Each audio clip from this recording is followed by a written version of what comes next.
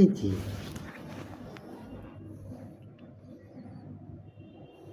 কিছি আসো না, মন খারাপ, এই দেখি দেখি আর যাবো না নে।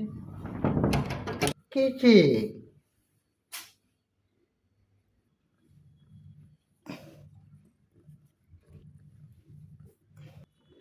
আসো আসো আসো, এখন আর যাবো না তোমার রেখে, আসো।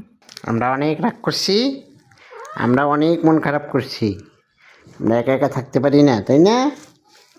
আমরা একা একা একদম থাকতে পারি না,